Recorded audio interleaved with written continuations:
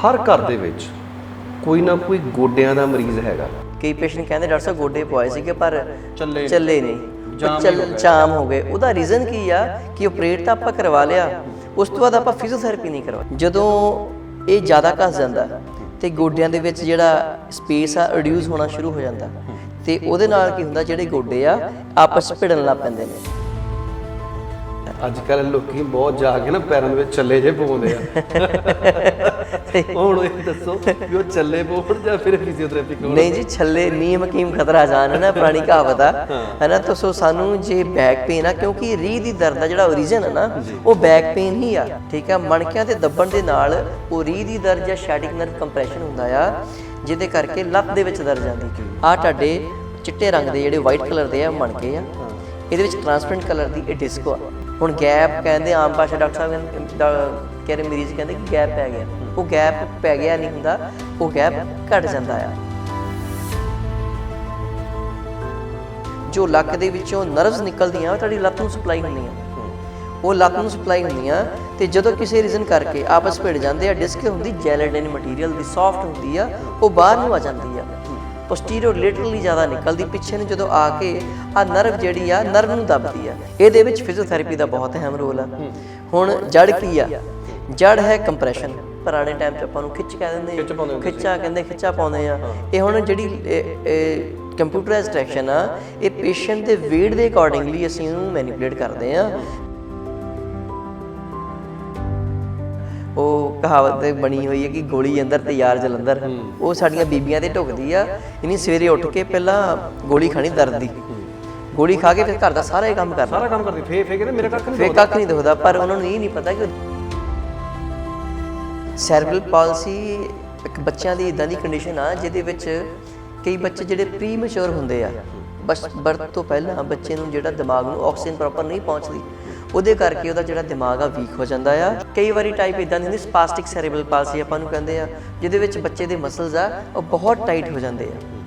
ਕਈ ਵਾਰੀ ਫਲੈਸਿਡ ਸੈਰੇਬਰਲ ਪਾਲਸੀ ਹੁੰਦੀ, ਉਹਦੇ ਵਿੱਚ ਕੀ ਹੁੰਦਾ, ਬੱਚੇ ਦੇ ਮਸਲ ਡਿਵੈਲਪ ਹੀ ਨਹੀਂ ਕਰਦੇ ਪ੍ਰੋਪਰ, ਜਾਮ ਹੋਏ ਅੰਗ ਉਹਨਾਂ ਨੂੰ ਖੋਲ ਸਕਦੇ ਆ ਤੇ ਬੱਚੇ ਨੂੰ ਹੌਲੀ ਹੌਲੀ ਤੁਰਨਾ ਸਿਖਾਉਂਦੇ, ਖੜੇ ਹੋਣਾ ਸਿਖਾਉਂਦੇ। ਕਈ ਪੇਸ਼ੈਂਟ ਨੂੰ ਅਧਰੰਗ ਹੋਇਆ ਸੀਗਾ ਤੇ ਉਹ ਚੱਲਦੇ ਹੱਥ ਏਦਾਂ ਰੱਖ ਕੇ ਤੇ ਪੈਰ ਏਦਾਂ ਥੱਲੇ ਨੀਚੇ ਗਿਰਿਆ ਹੁੰਦਾ ਹੈ। ਉਹਦਾ ਰੀਜ਼ਨ ਕੀ ਹੈ ਕਿ ਉਹ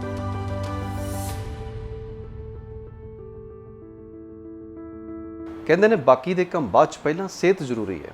ਤੇ ਅੱਜ ਕੱਲ੍ਹ ਜੇਕਰ ਸਿਹਤ ਦੀ ਗੱਲ ਕੀਤੀ ਜਾਵੇ ਤਾਂ ਹਰ ਕੋਈ ਬੰਦਾ ਪਰੇਸ਼ਾਨ ਹੈ। ਸਵੇਰੇ ਉੱਠਦੇ ਸਾਰੇ ਦਵਾਈਆਂ ਖਾ ਕੇ ਫਿਰ ਚੱਲਣਾ ਪੈਂਦਾ ਹੈ। ਕਹਿਣ ਦਾ ਮਤਲਬ ਸਿਆਣੇ ਇਹ ਕਹਿੰਦੇ ਨੇ ਕਿ ਅੱਜ ਕੱਲ੍ਹ ਹਰ ਕੋਈ ਦਵਾਈਆਂ ਤੇ ਲੱਗਾ ਹੈ ਤੇ ਇਹਨਾਂ ਦਵਾਈਆਂ ਤੋਂ ਬਿਨਾਂ ਵੀ ਛੁਟਕਾਰਾ ਜੇਕਰ ਹੋ ਸਕਦਾ ਹੈ ਤਾਂ ਉਹਦੇ ਵਿੱਚ ਬਹੁਤ ਵੱਡੇ ਕਾਰਗਰ ਰੋਲ ਅਦਾ ਕਰਦੀ ਹੈ ਅੱਜ ਕੱਲ੍ਹ ਦੇ ਸਮੇਂ ਦੇ ਵਿੱਚ ਫਿਜ਼ੀਓਥੈਰੇਪੀ।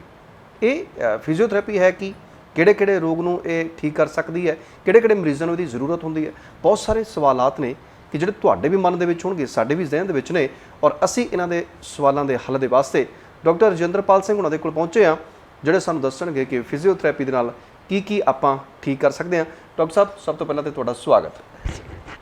ਅਸੀਂ ਫਿਜ਼ੀਓਥੈਰੇਪੀ ਦੀ ਜੇਕਰ ਗੱਲ ਕਰਦੇ ਹਾਂ ਅੱਜ ਦੇ ਸਮੇਂ ਦੇ ਵਿੱਚ, ਤੁਹਾਡੀ ਭਾਸ਼ਾ ਦੇ ਵਿੱਚ ਇਹ ਫਿਜ਼ੀਓਥੈਰੇਪੀ ਜਿਹੜੀ ਹੈ ਇਹ ਹੈ ਕੀ ਹੈ? ਫਿਜ਼ੀਓਥੈਰੇਪੀ ਇੱਕ ਆਧੁਨਿਕ ਮੈਡੀਕਲ ਸਾਇੰਸ, ਜਿਹਦੇ ਵਿੱਚ ਅਸੀਂ ਬਿਨਾਂ ਦਵਾਈ ਤੋਂ, ਬਿਨਾਂ ਸਰਜਰੀ ਤੋਂ ਬਹੁਤ ਸਾਰੀਆਂ ਬਿਮਾਰੀਆਂ ਦਾ ਇਲਾਜ ਕਰਦੇ ਹਾਂ। ਜਿਵੇਂ ਕਿ ਮਸਕੂਲੋਸਕੈਲੇਟਲ ਡਿਸਆਰਡਰਸ, ਕਹਿਣ ਦਾ ਭਾਵ ਕਿ ਮਾਸਪੇਸ਼ੀਆਂ, ਹੱਡੀਆਂ ਨਾਲ ਰਿਲੇਟਡ ਕੋਈ ਵੀ ਦਿੱਕਤ ਪਰੇਸ਼ਾਨੀ, ਜਾਂ ਨਿਊਰੋਲੋਜੀਕਲ ਡਿਸਆਰਡਰਸ, ਦਿਮਾਗ ਨਾਲ ਰਿਲੇਟਡ ਕੋਈ ਵੀ ਦਿੱਕਤ ਪਰੇਸ਼ਾਨੀ, ਉਹਨਾਂ ਦਾ ਇਲਾਜ ਅਸੀਂ ਫਿਜ਼ੀਓਥੈਰੇਪੀ ਰਾਹੀਂ ਕਰਦੇ ਹਾਂ ਜੀ। ਅੱਗੇ ਫਿਜ਼ੀਓਥੈਰੇਪੀ ਦੇ ਡਿਵੀਜ਼ਨਸ ਨੇ ਕਿ ਆਪਾਂ ਕਿੱਦਾਂ ਇਲਾਜ ਕਰਦੇ ਹਾਂ ਜੀ। ਫਿਜ਼ੀਓਥੈਰੇਪੀ ਦੇ ਵਿੱਚ ਸਭ ਦਾ ਪਹਿਲਾ ਟ੍ਰੀਟਮੈਂਟ ਜਿਹੜਾ ਹੁੰਦਾ ਆ ਉਹ ਹੈ ਇਲੈਕਟ੍ਰੋਥੈਰੇਪੀ, ਜਿਹਦੇ ਵਿੱਚ ਅਸੀਂ ਆਧੁਨਿਕ ਮਸ਼ੀਨਾਂ ਦੇ ਨਾਲ, ਮਾਈਕਰੋ ਕਰੰਟਸ ਹੁੰਦੇ ਜਿਹਦੇ ਵਿੱਚ ਰੇਡੀਏਸ਼ਨਸ ਹੁੰਦੀਆਂ ਨੇ, ਲੇਜ਼ਰ ਥੈਰੇਪੀ ਹੁੰਦੀ ਆ, ਉਹਦੇ ਨਾਲ ਅਸੀਂ ਇਲਾਜ ਕਰਦੇ ਹਾਂ। ਨੰਬਰ 2 ਤੇ ਐਕਸਰਸਾਈਜ਼ ਥੈਰੇਪੀ, ਪੇਸ਼ੈਂਟ ਦੀ ਕੰਡੀਸ਼ਨ ਦੇ ਅਕੋਰਡਿੰਗਲੀ, ਉਹਦੀ ਬਾਇਓਮੈਕੈਨਿਕਸ, ਉਹਦੇ ਬੋਨਸ ਦੀ ਬਣਤਰ ਦੇ ਅਕੋਰਡਿੰਗਲੀ, ਉਹਦੀ ਪ੍ਰੋਬਲਮ ਦੇ ਅਕੋਰਡਿੰਗਲੀ ਅਸੀਂ ਉਹਨੂੰ ਐਕਸਰਸਾਈਜ਼ ਪ੍ਰਸਕ੍ਰਾਈਬ ਕਰਦੇ ਹਾਂ ਕਿ ਤੂੰ ਕਿਹੜੀ ਐਕਸਰਸਾਈਜ਼ ਕਰਨੀ ਹੈ। ਬਿਲਕੁਲ ਜੀ। ਉਸ ਤੋਂ ਬਾਅਦ ਆਉਂਦਾ manual therapy. Manual therapy means ਇੱਕ ਥੈਰੇਪਿਸਟ, ਫਿਜ਼ੀਓਥੈਰੇਪਿਸਟ ਆਪਣੇ ਹੱਥਾਂ ਦੇ ਨਾਲ ਜਾਂ ਕੁਝ ਇੰਸਟਰੂਮੈਂਟਸ ਦੇ ਨਾਲ ਉਹਦੇ ਮਸਲਸ ਨੂੰ, ਮਾਸਪੇਸ਼ੀਆਂ ਨੂੰ ਜਾਂ ਜੋੜਾਂ ਨੂੰ ਜਾਂ ਬੋਨਸ ਨੂੰ ਮੂਵਮੈਂਟ ਦਿੰਦਾ ਆ ਜਾਂ ਉਹਨੂੰ ਰਿਲੀਜ਼ ਕਰਦਾ ਆ। ਜੇ ਉਹਦੇ ਮਸਲਸ ਟਾਈਟ ਆ ਉਹਨੂੰ ਰਿਲੈਕਸ ਕਰਦਾ ਆ, ਜੇ ਮਸਲ ਉਹਦੇ ਵੀਕ ਆ ਉਹਨੂੰ ਸਟਰੈਂਥਨ ਕਰਦਾ ਆ ਜੀ। ਇਹ ਫਿਜ਼ੀਓਥੈਰੇਪੀ ਦੇ ਨਾਲ ਇਦਾਂ ਇਲਾਜ ਕੀਤਾ ਜਾਂਦਾ ਹੈ। 3 ਤਰੀਕਿਆਂ ਦੇ ਨਾਲ ਇਹਦਾ ਆਪਾਂ ਇਲਾਜ ਕਰਦੇ ਜੀ। ਤੇ ਕਿਹੜੇ ਮਰੀਜ਼ ਹੈਗੇ ਆ ਐਸੇ ਕਿ ਜਿਨ੍ਹਾਂ ਦਾ ਅਸੀਂ ਫਿਜ਼ੀਓਥੈਰੇਪੀ ਰਾਹੀਂ ਇਲਾਜ ਕਰ ਸਕਦੇ ਹਾਂ, ਜਾਂ ਕਿਹਨਾਂ ਮਰੀਜ਼ਾਂ ਨੂੰ ਜ਼ਿਆਦਾ ਜ਼ਰੂਰਤ ਪੈਂਦੀ ਹੈ? ਅੱਜ ਕੱਲ ਬੈਕ ਪੇਨ ਦੇ ਨਾਲ ਹਰੇਕ ਕੋਈ ਜੂਝ ਰਿਹਾ ਹੈ ਨਾ। ਆਪਾਂ ਮਸਕੂਲੋਸਕੈਲਟਲ ਦੀ ਗੱਲ ਕਰੀਏ, ਉਹਦੇ ਵਿੱਚ ਕਮਰ ਦਰਦ, ਮੋਢਿਆਂ 'ਚ ਦਰਦ, ਕਿਸੇ ਵੀ ਜੋੜ ਦਾ ਜਾਮ ਹੋਣਾ, ਜਾਂ ਸਰਵਾਈਕਲ ਪੇਨ ਜਿਵੇਂ ਗਰਦਨ ਵਿੱਚ ਦਰਦ, ਕਿਸੇ ਵੀ ਤਰ੍ਹਾਂ ਦੀ ਮਾਸਪੇਸ਼ੀਆਂ 'ਚ ਦਰਦ ਹੋਵੇ, ਉਹਦੇ ਲਈ ਫਿਜ਼ੀਓਥੈਰੇਪੀ ਬਹੁਤ ਕਾਰਗਰ ਆ ਜੀ। ਅੱਜ ਕੱਲ ਬੈਕ ਪੇਨ ਸਭ ਤੋਂ ਜ਼ਿਆਦਾ ਇਨਵੋਲਵ ਆ ਸਾਡੇ ਪੋਸਚਰ ਕਰਕੇ। ਸਰਵਾਈਕਲ ਕਹਿੰਦੇ ਆਮ ਭਾਸ਼ਾ ਸਰਵਾਈਕਲ ਹੋ ਗਿਆ ਜੀ। ਉਹ ਸਰਵਾਈਕਲ ਦੇ ਵਿੱਚ ਕੀ ਹੁੰਦਾ, ਜਿਹੜੇ ਆਪਣੇ ਨੈਕ ਦੇ ਮਸਲਸ ਹੁੰਦੇ ਆ, ਧੌਣ ਦੇ ਜਿਹੜੇ ਮਸਲਸ ਹੁੰਦੇ ਆ, ਉਹ ਕਿਸੇ ਬੈਡ ਪੋਸਚਰ ਕਰਕੇ ਟਾਈਟ ਹੋ ਜਾਂਦੇ ਆ, ਤੇ ਉਹ ਟਾਈਟ ਹੋਏ ਮਸਲਸ ਨੂੰ ਫਿਜ਼ੀਓਥੈਰੇਪੀ ਦੇ ਨਾਲ ਬਹੁਤ ਹੀ ਵਧੀਆ ਤਰੀਕੇ ਦੇ ਨਾਲ ਇਲਾਜ ਕੀਤਾ ਜਾ ਸਕਦਾ ਤੇ ਬਹੁਤ ਵਧੀਆ ਤਰੀਕੇ ਨਾਲ ਉਹਨੂੰ ਰਿਲੀਜ਼ ਕੀਤਾ ਜਾ ਸਕਦਾ ਕਿ ਪੇਸ਼ੈਂਟ ਆਪਣੀ ਪੇਨ ਤੋਂ ਨਿਜਾਤ ਪਾ ਸਕਦਾ ਜੀ। ਡਾਕਟਰ ਸਾਹਿਬ, ਜੇਕਰ ਆਪਾਂ ਅੱਜ ਦੇ ਸਮੇਂ ਦੇ ਵਿੱਚ ਨਿਗਾਹ ਮਾਰਦੇ ਹਾਂ ਨਾ, ਹਰ ਘਰ ਦੇ ਵਿੱਚ ਕੋਈ ਨਾ ਕੋਈ ਗੋਡਿਆਂ ਦਾ ਮਰੀਜ਼ ਹੈਗਾ ਜੀ। ਜਿਹਦੇ ਗੋਡੇ ਦੁਖਦੇ ਆ, ਤੁਰ ਨਹੀਂ ਹੁੰਦਾ, ਪਰੇਸ਼ਾਨੀ ਹੁੰਦੀ ਹੈ ਖਾਸ ਕਰਕੇ ਬੀਬੀਆਂ ਨੂੰ ਜੀ। ਤੇ ਇਹ ਜਿਹੜੇ ਗੋਡਿਆਂ ਦੀਆਂ ਦਰਦਾਂ ਹੈਗੀਆਂ, ਇਹ ਆਪਾਂ ਫਿਜ਼ੀਓਥੈਰੇਪੀ ਦੇ ਨਾਲ ਠੀਕ ਕਰ ਸਕਦੇ ਹਾਂ? ਹਾਂਜੀ ਬਿਲਕੁਲ। ਪਹਿਲਾਂ ਆਪਾਂ ਨੂੰ ਦੇਖਣਾ ਪੈਣਾ ਕਿ ਗੋਡਿਆਂ ਦਾ ਲੈਵਲ ਕੀ ਆ। ਇੱਕ ਤਾਂ ਨਾਰਮਲ ਗੋਡੇ 'ਚ ਪੇਨ ਹੁੰਦੀ ਆ, ਉਹ ਆਪਾਂ ਨਾਰਮਲ ਫਿਜ਼ੀਓਥੈਰੇਪੀ ਦੇ ਨਾਲ ਠੀਕ ਹੋ ਜਾਂਦੀ ਆ, ਜਾਂ ਆਪਾਂ ਗਰਮ ਪਾਣੀ ਦੇ ਨਾਲ ਟਕੋਰ ਕਰ ਲਈਏ ਉਹਦੇ ਨਾਲ ਠੀਕ ਹੋ ਜਾਂਦੀ। ਪਰ ਕਈ ਵਾਰ ਕੀ ਹੁੰਦਾ, ਉਹ ਦਰਦ ਆਪਣੀ ਜਾਂਦੀ ਨਹੀਂ ਜੀ, ਹੈ ਨਾ। ਫਿਰ ਆਪਾਂ ਨੂੰ ਫਿਜ਼ੀਓਥੈਰੇਪਿਸਟ ਦੇ ਕੋਲ ਜਾਣਾ ਪੈਂਦਾ ਹੈ। ਫਿਰ ਫਿਜ਼ੀਓਥੈਰੇਪਿਸਟ ਰੂਲ ਆਊਟ ਕਰਦੇ ਆ ਕਿ ਉਹ ਗੋਡਿਆਂ 'ਚ ਦਰਦ ਹੋਣ ਦੀ ਵਜ੍ਹਾ ਕੀ ਆ। ਹੁਣ ਉਹਦੇ ਕਈ ਰੀਜ਼ਨ ਹੋ ਸਕਦੇ ਆ, ਠੀਕ ਹੈ। ਇੱਕ ਤਾਂ ਹੈਗਾ ਏਜ ਰਿਲੇਟਡ ਗੋਡਿਆਂ 'ਚ ਦਰਦ ਹੋਣੀ, ਕਿ ਜਦੋਂ ਆਪਾਂ 45 ਜਾਂ 50 ਸਾਲ ਦੀ ਉਮਰ ਤੋਂ ਕ੍ਰਾਸ ਕਰਦੇ ਹਾਂ, ਸਾਡੇ ਜਿਹੜੇ ਗੋਡਿਆਂ ਦੇ ਵਿੱਚ ਕਾਰਟਲੇਜ ਹੁੰਦਾ, ਮੈਂ ਤੁਹਾਨੂੰ ਦਿਖਾਉਂਦਾ, ਆਪਣਾ ਨੀ ਜੁਆਇੰਟ ਜੀ। ਹਰੇਕ ਨੀ ਜੁਆਇੰਟ ਦੇ ਵਿੱਚ ਇੱਕ ਕਾਰਟਲੇਜ ਹੁੰਦਾ ਆ। ਇਹਨੂੰ ਆਪਾਂ ਉਹ ਕਈ ਆਮ ਬੋਲਚਾਲ ਵਿੱਚ ਗਰੀਸ ਵੀ ਕਹਿ ਦਿੰਦੇ ਆ। ਗਰੀਸ ਨਹੀਂ, ਗਰੀਸ ਹੁੰਦੀ ਹੈ ਇਹਦੇ ਵਿੱਚ ਸਨੇਵਲ ਫਲੂਇਡ ਹੁੰਦਾ ਆ, ਅੱਛਾ ਜੀ। ਜਿਹਦੇ ਕਰਕੇ ਇਹਨੂੰ ਲਚਕ ਮਿਲਦੀ ਆ। ਇਹ ਗੋਡਿਆਂ ਦੇ ਵਿੱਚ ਝਿੱਲੀ ਜੀ ਬਣੀ ਹੋਈ ਹਾਂ, ਝਿੱਲੀ ਜਿਹੜੀ ਬਣੀ ਹੋਈ ਆ, ਇਹ ਨਾਰਮਲ ਹੁੰਦੀ ਆ, ਪੈਡ ਟਾਈਪ, ਠੀਕ ਹੈ। ਇਹਨੂੰ ਕਾਰਟਲੇਜ ਕਹਿੰਦੇ ਆ। ਜਿੱਦਾਂ ਜਿੱਦਾਂ ਉਮਰ ਵੱਧਦੀ ਆ, ਇਹ ਘਸਣਾ ਸ਼ੁਰੂ ਹੋ ਜਾਂਦਾ। ਅੱਛਾ ਜੀ। ਜਦੋਂ ਇਹ ਜ਼ਿਆਦਾ ਘਸ ਜਾਂਦਾ ਤੇ ਗੋਡਿਆਂ ਦੇ ਵਿੱਚ ਜਿਹੜਾ ਸਪੇਸ ਆ ਰਿਡਿਊਸ ਹੋਣਾ ਸ਼ੁਰੂ ਹੋ ਜਾਂਦਾ, ਤੇ ਉਹਦੇ ਨਾਲ ਕੀ ਹੁੰਦਾ, ਜਿਹੜੇ ਗੋਡੇ ਆ ਆਪਸ ਵਿੱਚ ਭਿੜਨ ਲੱਗ ਪੈਂਦੇ ਨੇ, ਜਿਹਦੇ ਕਰਕੇ ਕਚਰ ਕਚਰ ਦੀ ਕਈ ਵਾਰੀ ਆਵਾਜ਼ ਆਉਂਦੀ ਆ, ਜਿਹਨੂੰ ਅਸੀਂ ਬੰਦਾ ਉੱਠਦਾ ਬੈਠਦਾ ਕੜਕ ਕੜਕ ਦੀ ਆਵਾਜ਼ ਆਉਂਦੀ, ਉਹ ਆਪਾਂ ਕ੍ਰੈਪੀਟੇਸ਼ਨਸ ਕਹਿੰਦੇ ਆ ਉਹਨੂੰ। ਜਦੋਂ ਗੋਡੇ ਆਪਸ ਭਿੜ ਜਾਂਦੇ, ਫਿਰ ਉਹ ਕਚਰ ਕਚਰ ਦੀ ਆਵਾਜ਼ ਆਉਣ ਲੱਗ ਜਾਂਦੀ ਆ, ਠੀਕ ਹੈ। ਤੇ ਜਾਂ ਤੁਹਾਡੇ ਸਰਾਊਂਡਿੰਗ ਜਿਹੜੇ ਮਸਲਸ ਆ ਉਹ ਵੀਕ ਹੋ ਜਾਂਦੇ ਆ ਉਮਰ ਦੇ ਵਧਣ ਦੇ ਨਾਲ, ਕੁਦਰਤੀ। ਇਹ ਹੁੰਦਾ ਡੀਜਨਰੇਟਿਵ। ਇਹਦੇ ਕਰਕੇ ਇਹਦੇ ਵਿੱਚ ਫਿਜ਼ੀਓਥੈਰੇਪੀ ਦਾ ਕੀ ਰੋਲ ਆ ਕਿ ਆਪਾਂ ਜਿਹੜੇ ਆਲੇ ਦੁਆਲੇ ਦੇ ਮਸਲਸਾਂ ਨੂੰ ਸਟਰੈਂਥਨ ਕਰਦੇ ਆ। ਇਲੈਕਟ੍ਰੋਥੈਰੇਪੀ ਦੇ ਨਾਲ ਆਪਾਂ ਇਹਨੂੰ ਕਰੰਟਸ ਲਗਾ ਕੇ, ਮਾਈਕਰੋ ਕਰੰਟਸ ਦੇ ਨਾਲ, ਸਾਡੀਆਂ ਮਸ਼ੀਨਾਂ ਹੁੰਦੀਆਂ ਟੈਂਸ IFT, ਉਹਦਾ ਆਪਾਂ ਯੂਜ਼ ਕਰਦੇ ਕਲੀਨਿਕਲੀ, ਉਹਦੇ ਨਾਲ ਦਰਦ ਖਤਮ ਹੋ ਜਾਂਦੀ ਆ। ਫਿਰ ਆਪਾਂ ਅਲਟਰਾਸਾਊਂਡ ਜਾਂ ਲੇਜ਼ਰ ਥੈਰੇਪੀ ਕਰਦੇ, ਜਿੰਨਾ ਇਹਨੂੰ ਹੀਲਿੰਗ ਹੁੰਦੀ ਹੈ ਇਹਦੀ। ਆਪਾਂ ਕਾਰਟਲੇਜ ਜੇ ਇੱਕ ਵਾਰੀ ਘਸ ਗਿਆ, ਉਹਨੂੰ ਤਾਂ ਦੁਬਾਰਾ ਨਹੀਂ ਬਣਾ ਸਕਦੇ, ਪਰ ਆਲੇ ਦੁਆਲੇ ਦੇ ਮਸਲਸ ਨੂੰ ਆਪਾਂ ਸਟਰੋਂਗ ਕਰਕੇ ਗੋਡੇ ਨੂੰ ਮਜ਼ਬੂਤੀ ਦੇ ਸਕਦੇ ਆ। ਹਾਂ, ਪਰ ਜੇ ਇਹ ਕਾਰਟਲੇਜ ਬਿਲਕੁਲ ਹੀ ਘਸ ਜਾਂਦਾ ਆ, ਜੇ ਕਾਰਟਲੇਜ ਬਿਲਕੁਲ ਘਸ ਗਿਆ, ਉੱਥੇ ਫਿਜ਼ੀਓਥੈਰੇਪੀ ਦਾ ਕੋਈ ਇਫੈਕਟ ਨਹੀਂ ਪੈਣਾ। ਇਫੈਕਟ ਇਹ ਪੈਣਾ ਕਿ ਮਸਲਸ ਤਾਂ ਸਟਰੋਂਗ ਕਰ ਦਾਂਗੇ, ਪਰ ਕਾਰਟਲੇਜ ਜਿਹੜਾ ਘਸ ਗਿਆ, ਉਹਦਾ ਫਿਰ ਇੱਕੋ ਹੀ ਹੱਲ ਆ, ਸਰਜਰੀ ਜੀ। ਫਿਰ ਉਹ ਕੋਈ ਵੀ ਆਰਥੋਪੈਡਿਕ ਸਰਜਨ, ਜਿਹਨੂੰ ਆਪਾਂ ਕਹਿੰਦੇ ਗੋਡੇ ਬਦਲਾ ਲਏ ਆ, ਨੀ ਰਿਪਲੇਸਮੈਂਟ ਕਰਦੇ ਨੇ, ਉਹਨਾਂ ਦੀ ਅਲੱਗ ਅਲੱਗ ਟੈਕਨੀਕਸ ਹੈ, ਇੱਕ ਤਾਂ ਰੋਬੋਟਿਕ ਟੈਕਨੀਕ ਵੀ ਚੱਲ ਪਈਆਂ ਨੇ। ਉਹ ਆਪਰੇਟ ਕਰਨ ਤੋਂ ਬਾਅਦ ਕਈ ਪੇਸ਼ੈਂਟ ਕਹਿੰਦੇ ਡਾਕਟਰ ਸਾਹਿਬ ਗੋਡੇ ਪਵਾਏ ਸੀਗੇ ਪਰ ਚੱਲੇ ਨਹੀਂ, ਜਾਮ ਹੋ ਗਏ। ਉਹਦਾ ਰੀਜ਼ਨ ਕੀ ਆ ਕਿ ਆਪਰੇਟ ਤਾਂ ਆਪਾਂ ਕਰਵਾ ਲਿਆ, ਉਸ ਤੋਂ ਬਾਅਦ ਆਪਾਂ ਫਿਜ਼ੀਓਥੈਰੇਪੀ ਨਹੀਂ ਕਰਵਾਈ। ਹਾਂ, ਇਹ ਵੀ ਇੱਕ ਮੇਰਾ ਸਵਾਲ ਸੀ ਕਿ ਆਪਰੇਟ ਕਰਵਾ ਲਿਆ, ਸਾਰਾ ਕੁਝ ਹੋ ਗਿਆ, ਫਿਰ ਮੁੜ ਕੇ ਫਿਜ਼ੀਓਥੈਰੇਪਿਸਟ ਦੀ ਲੋੜ ਪੈਂਦੀ ਆ ਜੀ, ਕਿ ਸਾਨੂੰ ਫਿਜ਼ੀਓਥੈਰੇਪੀ, ਉਹ ਡਾਕਟਰ ਵੀ ਕਹਿੰਦੇ ਆ, ਕਈ ਵਾਰ ਤਾਂ ਕਹਿੰਦੇ ਕਿ ਅਸੀਂ ਹਸਪਤਾਲ ਦੇ ਵਿੱਚੋਂ ਬੰਦਾ ਭੇਜ ਦੇਵਾਂਗੇ। ਜੀ ਜੀ ਜੀ। ਫਿਜ਼ੀਓਥੈਰੇਪੀ ਦੀ ਜਿਹੜੀ ਆਪਰੇਸ਼ਨ ਤੋਂ ਬਾਅਦ ਆ, ਉਹ ਜ਼ਰੂਰਤ ਦੇ ਬਾਰੇ ਜ਼ਰੂਰ ਦੱਸੋ, ਕਿਉਂਕਿ ਬਹੁਤੇ ਲੋਕ ਉਹ ਫਿਜ਼ੀਓਥੈਰੇਪੀ ਨਹੀਂ ਕਰਾਉਂਦੇ, ਕਹਿੰਦੇ ਆਪਰੇਸ਼ਨ ਹੋ ਗਿਆ ਬਸ ਹੁਣ ਸਭ ਕੁਝ ਠੀਕ ਆ। ਨਹੀਂ, ਐਕਚੁਅਲੀ ਕੀ ਹੁੰਦਾ, ਜਦੋਂ ਤੁਹਾਡੇ ਗੋਡੇ ਕਾਫੀ ਟਾਈਮ ਤੋਂ ਦਰਦ ਕਰਦੇ ਨਾ, ਤੁਹਾਡੇ ਜਿਹੜੇ ਮਸਲਸ ਆ ਕੁਦਰਤੀ ਵੀਕ ਹੋ ਜਾਂਦੇ ਆ, ਉਹ ਦਰਦ ਕਰਕੇ ਤੁਸੀਂ ਭਾਰ ਨਹੀਂ ਪਾਉਂਦੇ, ਤੇ ਉਸ ਤੋਂ ਬਾਅਦ ਜਦੋਂ ਆਪਰੇਟ ਹੁੰਦਾ, ਇੱਕ ਇਨਸੀਜ਼ਨ ਲੱਗਾ ਹੁੰਦਾ ਤੇ 15-20 ਦਿਨ ਪੇਸ਼ੈਂਟ ਆਪਣੇ ਗੋਡੇ ਮੂਵ ਵੀ ਨਹੀਂ ਕਰਦੇ। ਵੈਸੇ ਤਾਂ ਅੱਜ ਕੱਲ੍ਹ ਆਪਰੇਟ ਤੋਂ ਬਾਅਦ ਦੂਜੇ ਦਿਨ ਹੀ ਪੇਸ਼ੈਂਟ ਨੂੰ ਸਟੈਂਡ ਕਰ ਦਿੰਦੇ ਨੇ, ਖੜਾ ਕਰ ਦਿੰਦੇ ਆ, ਤੀਸਰੇ ਚੌਥੇ ਦਿਨ ਉਹਦੀ ਮੂਵਮੈਂਟ ਕਰਵਾਉਣ ਲੱਗ ਪੈਂਦੇ ਆ according to condition of the patient, ਠੀਕ ਹੈ। ਪਰ ਕਈ ਪੇਸ਼ੈਂਟ ਹੈਜ਼ੀਟੇਟ ਕਰਦੇ ਕਿ ਮੈਂ ਦਰਦ ਹੋਊਗੀ, ਮੈਂ ਐਕਸਰਸਾਈਜ਼ ਨਹੀਂ ਕਰ ਸਕਦਾ। ਉਹਦੇ ਵਿੱਚ ਇੱਕ ਫਿਜ਼ੀਓਥੈਰੇਪਿਸਟ ਦਾ ਅਹਿਮ ਰੋਲ ਆ, ਇੱਕ ਮੋਟੀਵੇਸ਼ਨ ਰੋਲ ਵੀ ਆ ਕਿ ਪੇਸ਼ੈਂਟ ਨੂੰ ਸਪੋਰਟ ਹੁੰਦੀ ਹੈ ਕਿ ਹਾਂ ਮੈਨੂੰ ਕੋਈ ਕਰਵਾਉਣ ਵਾਲਾ ਹੈ। ਤੇ ਉਹਦੇ ਵਿੱਚ ਅਸੀਂ ਪਹਿਲੇ 9 ਦਿਨ ਜਦੋਂ ਜਿੰਨਾ ਚਿਰ ਸੂਚਸ ਲੱਗੇ ਹੁੰਦੇ ਆ, ਆਪਾਂ ਗੋਡਾ 90 ਡਿਗਰੀ ਤੋਂ ਵੱਧ ਨਹੀਂ ਮੋੜੀਦਾ। ਹੁਣ ਪੇਸ਼ੈਂਟ ਨੂੰ ਨਹੀਂ ਪਤਾ ਕਿ ਆਪਾਂ ਉਹਦੀ ਮੂਵਮੈਂਟ ਕਿੰਨੀ ਦੇਣੀ ਆ। ਆਫਟਰ 9 ਡੇਜ਼ ਆਪਾਂ ਇੱਕ ਪ੍ਰੋਟੋਕੋਲ ਤਿਆਰ ਕਰਦੇ ਜਿਹਦੇ ਨਾਲ ਅਸੀਂ ਗੋਡਾ ਮੋੜਨਾ ਸ਼ੁਰੂ ਕਰਦੇ ਹਾਂ, ਹੌਲੀ ਹੌਲੀ ਉਹਨੂੰ ਵਧਾਉਂਦੇ ਹਾਂ ਰੇਂਜ ਉਹਦੀ ਨੂੰ, ਮਸਲ ਸਟੈਂਥਨ ਕਰਦੇ ਹਾਂ। ਤੇ ਜਦੋਂ ਆਪਾਂ ਮਸਲ ਸਟੈਂਥਨਿੰਗ ਕਰ ਲਈ ਤੇ ਪੇਸ਼ੈਂਟ ਦਾ ਕੌਨਫੀਡੈਂਸ ਵੱਧ ਗਿਆ ਤੇ ਆਪਣੇ ਆਪ ਜਿਹੜੇ ਗੋਡੇ ਆ ਸਟੈਂਥਨ ਹੋ ਜਾਂਦੇ ਆ ਤੇ ਜਿਹੜਾ ਤੁਹਾਡਾ ਆਪਰੇਟ ਆ ਸਕਸੈਸਫੁਲ ਹੋ ਜਾਂਦਾ ਹੈ ਜੀ। ਤੇ ਡਾਕਟਰ ਸਾਹਿਬ ਉਸ ਤੋਂ ਬਾਅਦ ਹੁਣ ਆਪਾਂ ਗੱਲ ਕਰਦੇ, ਕਈ ਵਾਰ ਆਮ ਤੌਰ ਤੇ ਸੁਣਨ ਦੇ ਵਿੱਚ ਆਇਆ ਕਿ ਮੇਰਾ ਮੋਢਾ ਜਾਮ ਹੋ ਗਿਆ ਜੀ, ਇਹ ਜਿਹੜਾ ਫਰੋਜ਼ਨ ਸ਼ੋਲਡਰ ਜਿਹਨੂੰ ਆਪਾਂ ਕਹਿ ਦਿੰਦੇ ਆ ਜੀ, ਇਹ ਜਿਹੜੀ ਅਲਾਮਤ ਹੈ ਇਹ ਵੀ ਆਪਾਂ ਫਿਜ਼ੀਓਥੈਰੇਪੀ ਨਾਲ ਠੀਕ ਕਰ ਸਕਦੇ ਹਾਂ? ਫਰੋਜ਼ਨ ਸ਼ੋਲਡਰ ਜੇ ਆਪਾਂ ਇਹਦੇ ਵਰਡ ਦੇ ਆਪਾਂ ਵਿਆਖਿਆ ਕਰੀਏ, ਫਰੋਜ਼ਨ ਦਾ ਮਤਲਬ ਫਰੀਜ਼, ਜਾਮ ਹੋ ਜਾਣਾ। ਆਪਣਾ ਜਿਹੜਾ ਪੇਸ਼ੈਂਟ ਦਾ ਮੋਢਾ ਆ ਉਹ ਜਾਮ ਹੋ ਜਾਂਦਾ ਕਿਸੇ ਵੀ ਰੀਜ਼ਨ ਕਰਕੇ। ਸਭ ਤੋਂ ਪਹਿਲਾ ਰੀਜ਼ਨ ਏਜ ਰਿਲੇਟਡ ਡੀਜਨਰੇਸ਼ਨ, ਦੂਜਾ ਰੀਜ਼ਨ ਹੈ ਇਹ ਕਿਸੇ ਵੀ ਏਜ ਹੋ ਸਕਦਾ ਆ। ਇੱਕ ਤਾਂ ਵੱਧ ਉਮਰ 'ਚ ਹੋ ਗਿਆ ਕਿ ਡੀਜਨਰੇਸ਼ਨ ਹੋ ਗਈ, ਉਮਰ ਵੱਧ ਗਈ, ਉਹ ਸਨੇਬਲ ਫਲੂਇਡ ਘਟ ਗਿਆ, ਉਹਨਾਂ ਜੋੜ ਜਾਮ ਹੋਣ ਲੱਗ ਪਏ। ਦੂਜਾ ਕਾਰਨ ਇਹਦਾ ਹੈਗਾ ਆ ਤੁਸੀਂ ਕਿਤੇ ਐਕਸੀਡੈਂਟ ਹੋ ਗਿਆ, ਪੇਸ਼ੈਂਟ ਦਾ ਕਾਫੀ ਟਾਈਮ ਤੱਕ ਜਿਹੜਾ ਮੋਢਾ ਇਮੋਬਿਲਾਈਜ਼ ਰਿਹਾ, ਉਹ ਚੱਲਿਆ ਨਹੀਂ, ਆਪਾਂ ਉਹਨੂੰ ਬੰਨਿਆ ਕਿਸੇ ਚੀਜ਼ ਦੇ ਨਾਲ, ਜਾਂ ਉਹਨੂੰ ਆਪਾਂ ਕਹਿ ਦਿੰਦੇ ਆ ਉਹ ਸੱਟ ਲੱਗਣ ਕਰਕੇ ਪੇਸ਼ੈਂਟ ਮੂਵਮੈਂਟ ਕਰਦਾ ਨਹੀਂ ਪੇਸ਼ੈਂਟ ਆਪਣੇ ਸ਼ੋਲਡਰ ਦੀ ਤੇ ਉਹ ਜਾਮ ਹੋ ਜਾਂਦਾ। ਤੀਜਾ ਕੋਈ ਵੀ ਤੁਹਾਡੀ ਸਰਜਰੀ ਹੋਈ ਆ ਜਾਂ ਤੁਹਾਡੇ ਫ੍ਰੈਕਚਰ ਹੋਇਆ ਕੋਈ ਵੀ, ਉਹਦੇ ਦੌਰਾਨ ਆਪਾਂ ਮੋਢੇ ਨੂੰ ਹਿਲਾਇਆ ਨਹੀਂ ਮਹੀਨਾ ਡੇਢ ਮਹੀਨਾ, ਉਸ ਤੋਂ ਬਾਅਦ ਵੀ ਤੁਹਾਡਾ ਮੋਢਾ ਜਾਮ ਹੋ ਜਾਂਦਾ ਆ। ਇੱਕ ਬਹੁਤ ਹੀ ਕਾਮਨ ਅੱਜ ਕੱਲ੍ਹ ਦੇਖਣ ਨੂੰ ਮਿਲਿਆ ਪੇਸ਼ੈਂਟ ਦੇ ਵਿੱਚ ਕਿ ਜਿਹੜੇ ਡਾਇਬਟਿਕ ਨੇ ਪੇਸ਼ੈਂਟ, ਉਹਨਾਂ ਦੇ ਵਿੱਚ ਵੀ ਜਿਹੜਾ ਸ਼ੋਲਡਰ ਆ ਜਾਮ ਹੋ ਜਾਂਦਾ ਆ। ਉਹਦੇ ਵਿੱਚ ਕੀ ਹੁੰਦਾ ਆ, ਡਿਊ ਟੂ ਡਾਇਬਟਿਕ ਪੇਸ਼ੈਂਟ ਦੇ ਜੋੜਾਂ ਦੇ ਵਿੱਚ ਐਡੀਸ਼ਨਸ ਫਾਰਮੇਸ਼ਨਸ ਕਹਿੰਦੇ ਅਸੀਂ ਉਹਨੂੰ, ਗੱਠਾਂ ਬਣਨੀਆਂ ਸ਼ੁਰੂ ਹੋ ਜਾਂਦੀਆਂ ਆ। ਉਹ ਗੱਠਾਂ ਸਭ ਤੋਂ ਵੱਧ ਆਪਣੇ ਸ਼ੋਲਡਰ ਜੁਆਇੰਟ ਦੇ ਵਿੱਚ ਹੀ ਨਹੀਂ, ਠੀਕ ਹੈ। ਇੱਕ ਸਕੈਪੂਲਾ ਆਪਣੀ ਬੋਨ ਆ ਜਿਹਨੂੰ ਆਪਾਂ ਫਰਾ ਕਹਿ ਦਿੰਦੇ, ਇਹਦੇ ਨਾਲ ਇੱਕ ਵਰਟੀਬਰਾ ਕਾਲਮ ਜਾਂਦਾ ਆਪਣਾ ਮਣਕੇ ਦੇ ਨਾਲ ਜਾਂਦੇ ਨੇ, ਸਕੈਪੂਲੋਥੋਰੈਸਿਕ ਜੁਆਇੰਟ ਕਹਿੰਦੇ ਆ। ਤੇ ਉਹਦੇ ਵਿੱਚ ਵੀ ਗੱਠਾਂ ਬਣਨੀਆਂ ਸ਼ੁਰੂ ਹੋ ਜਾਂਦੀਆਂ ਤੇ ਆ ਜਿਹੜਾ ਤੁਹਾਡਾ ਜੁਆਇੰਟ ਹੈ ਇਹਦੇ ਵਿੱਚ ਵੀ ਐਡੀਸ਼ਨਸ ਬਣਨੇ ਸ਼ੁਰੂ ਹੋ ਜਾਂਦੇ ਆ ਤੇ ਜਿਹੜੀ ਮੂਵਮੈਂਟ ਰੁਕ ਜਾਂਦੀ ਆ।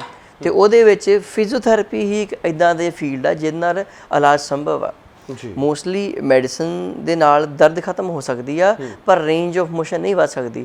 ਉਹ ਰੇਂਜ ਵਧਾਉਣ ਲਈ ਇੱਕ ਤਾਂ ਐਕਸਰਸਾਈਜ਼ ਬਹੁਤ ਜ਼ਰੂਰੀ ਆ, ਨੰਬਰ 2 ਤੇ ਉਹ ਜੋੜ ਨੂੰ ਕਿੱਦਾਂ ਮੋਬਿਲਾਈਜ਼ ਕਰਨਾ, ਸਾਡੀਆਂ ਕੁਝ ਟੈਕਨੀਕਸ ਹੁੰਦੀਆਂ ਆ ਜੀ, ਉਹਨੂੰ ਆਪਾਂ ਮੇਟਲੈਂਡ ਟੈਕਨੀਕ ਕਹਿੰਦੇ ਆ ਕਿ ਕਿੱਦਾਂ ਜਿਹੜੇ ਸ਼ੋਲਡਰ ਦੇ ਜੁਆਇੰਟ ਨੂੰ ਹਿਲਾਉਣਾ ਆ, ਉਹ ਕਿੰਨੇ ਗ੍ਰੇਡ ਦੇ ਨਾਲ ਹਿਲਾਉਣਾ ਕਿ ਤੁਹਾਡਾ ਜਿਹੜਾ ਮੋਢਾ ਜਲਦੀ ਤੋਂ ਜਲਦੀ ਮੂਵਮੈਂਟ ਕਰ ਸਕੇ। ਬਿਲਕੁਲ। ਤੇ ਇਹਨੂੰ ਘੱਟੋ ਘੱਟ 4-5 ਦਿਨ ਮੂਵਮੈਂਟ ਆਉਣ ਨੂੰ ਲੱਗਦੇ ਨੇ, ਬਾਕੀ ਕੰਡੀਸ਼ਨ ਤੇ ਡਿਪੈਂਡ ਕਰਦਾ ਕਿ ਉਹ ਜੋੜ ਕਿੰਨਾ ਕੁ ਜਾਮ ਆ ਤੇ ਇਹ ਥੈਰੇਪਿਸਟ ਹੀ ਜਿਹੜੇ ਤੋਂ ਜਾਂਦੇ ਕੰਡੀਸ਼ਨ ਤੇ ਉਹ ਵੇਰੀ ਕਰਦਾ ਕਿ ਕਿੰਨਾ ਕੁ ਟਾਈਮ ਲੱਗਦਾ, ਤੁਹਾਨੂੰ ਦੱਸ ਸਕਦਾ ਜੀ। ਔਰ ਇੱਕ ਆਪਾਂ ਆਮ ਤੌਰ ਤੇ ਇਹ ਵੀ ਸੁਣਦੇ ਆ ਕਿਉਂਕਿ ਬਹੁਤ ਸਾਰੇ ਲੋਕ ਕਹਿੰਦੇ ਆ ਕਿ ਮੇਰੇ ਤਾਂ ਮਣਕੇ ਦੱਬ ਹੋ ਗਏ, ਜਾਂ ਡਾਕਟਰ ਵੀ ਕਹਿੰਦੇ ਆ ਕਿ ਇਹਦੀ ਉਹ ਡਿਸਕ ਪ੍ਰੋਬਲਮ ਹੈ ਜਾਂ ਇਹਦੇ ਮਣਕਾ ਹਿੱਲ ਗਿਆ, ਫਿਰ ਉਹ ਦਰਦਾਂ ਹੀ ਛੱਡ ਜਾਂਦੀਆਂ।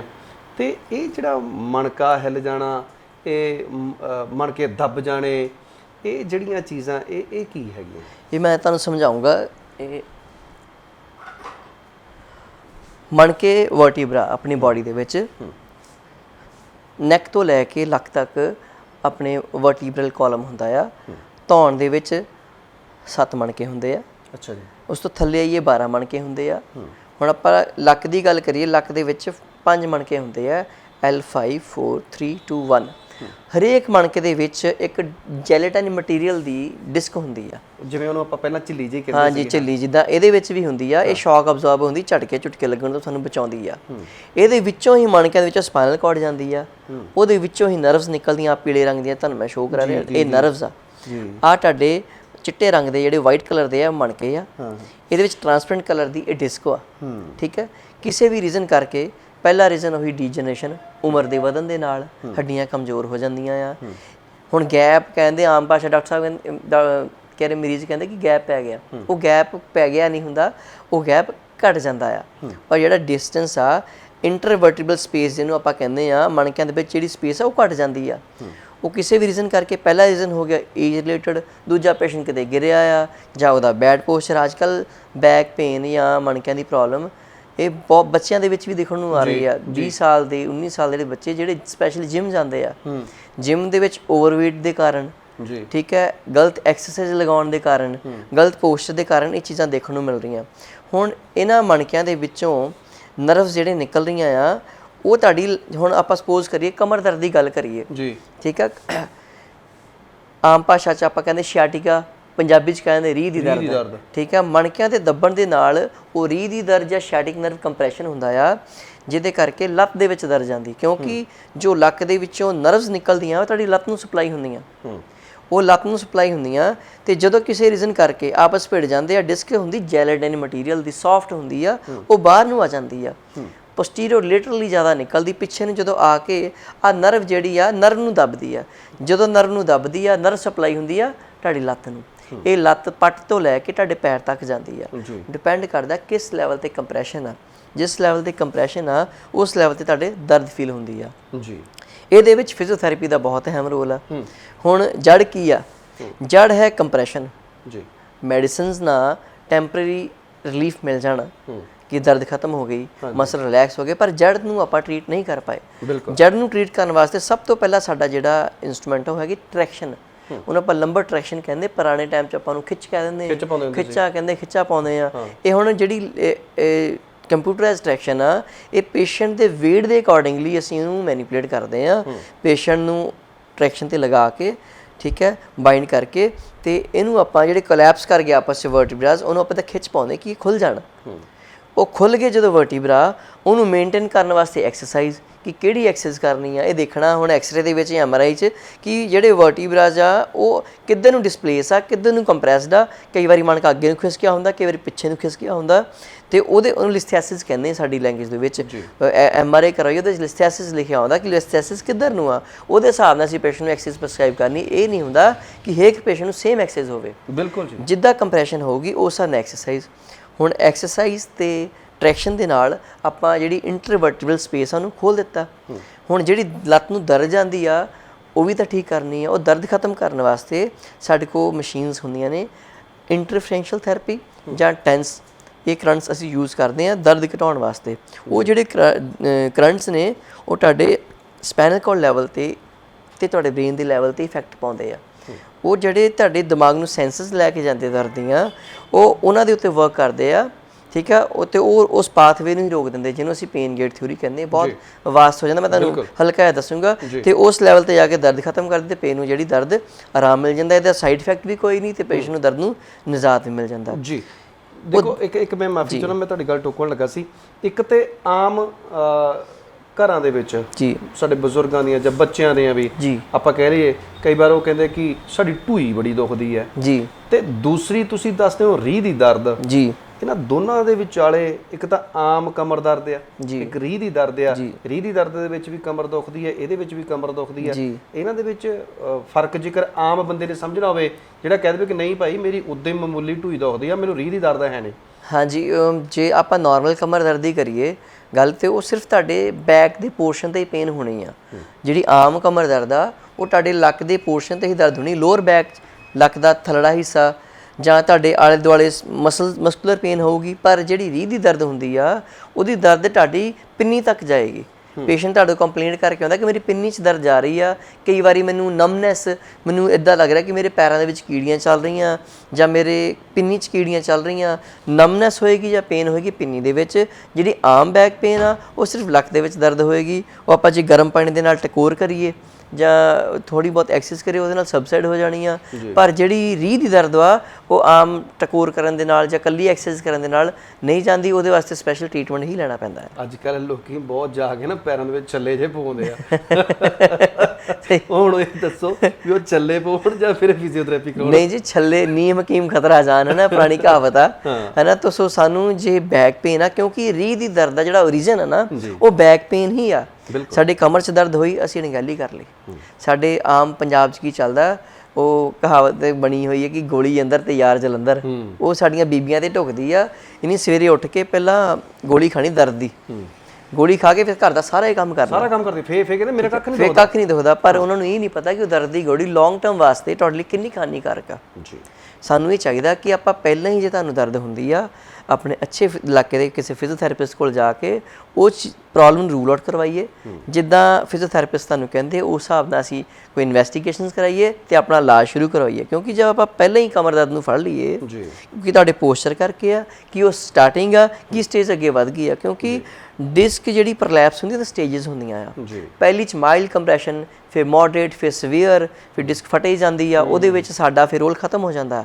ਜਦੋਂ ਡਿਸਕ ਫਟ ਗਈ ਜਾਂ ਪੇਸ਼ੈਂਟ ਦਾ ਫੁੱਟ ਡ੍ਰੌਪ ਹੋ ਗਿਆ, ਸਭ ਤੋਂ ਵੱਡਾ ਕਾਰਨ ਜਿਹਦੇ ਤੁਸੀਂ ਦੇਖਣਾ ਕਿ ਦਰਦ ਹੁੰਦੀ ਸੀ ਕੁਝ ਵੀ ਨਹੀਂ ਹੋਇਆ, ਲੱਕ 'ਚ ਦਰਦ ਹੁੰਦੀ ਸੀ ਪੈਰ ਡਿੱਗਿਆ ਥੱਲੇ ਨੂੰ, ਉਹ ਫੁੱਟ ਡ੍ਰੌਪ ਦਾ ਸਭ ਤੋਂ ਵੱਡਾ ਜਿਹੜਾ ਕਾਰਨ ਹੈਗਾ ਆ ਉਹ ਡਿਸਕ ਪ੍ਰਲੈਪਸ ਹੀ ਆ। ਜਦੋਂ ਆਪਾਂ ਉਹਦਾ ਟਾਈਮ ਸਿਰ ਇਲਾਜ ਨਾ ਕਰਵਾਈਏ, ਆਮ ਕਮਰ ਦਰਦ ਹੀ ਅੱਗੇ ਜਾ ਕੇ ਡਿਸਕ ਪ੍ਰਲੈਪਸ ਬਣਦੀ ਹੈ। ਜੇ ਆਪਾਂ ਉਹਨੂੰ ਸਮੇਂ ਤੇ ਰੋਕ ਲਈਏ ਫਿਰ ਤੁਹਾਨੂੰ ਇਹ ਪ੍ਰੋਬਲਮ ਦਾ ਸਾਹਮਣਾ ਨਹੀਂ ਕਰਨਾ ਪਊ। ਬਿਲਕੁਲ ਜੀ, ਉਹ ਸਿਆਣੇ ਵੀ ਆਖਦੇ ਨਾ ਕਿ ਵੇਲੇ ਦਾ ਰਾਗ ਕਵੇਲੇ ਦੀਆਂ ਟੱਕਰਾਂ। ਜੀ ਬਿਲਕੁਲ। ਤੇ ਟੱਕਰਾਂ ਮਾਰਨ ਦੇ ਨਾਲੋਂ ਚੰਗਾ ਕਿ ਜੇਕਰ ਤੁਹਾਨੂੰ ਕਿਤੇ ਵੀ ਕੋਈ ਇਸ ਤਰ੍ਹਾਂ ਦੀ ਕੋਈ ਸਮੱਸਿਆ ਆਉਂਦੀ ਹੈ ਤੇ ਸਭ ਤੋਂ ਪਹਿਲਾਂ ਤੁਸੀਂ ਫਿਜ਼ੀਓਥੈਰੇਪਿਸਟ ਨੂੰ ਮਿਲੋ, ਉਹਨਾਂ ਦੇ ਕੋਲ ਬਹੁਤ ਸਾਰੇ ਇਲਾਜ ਨੇ।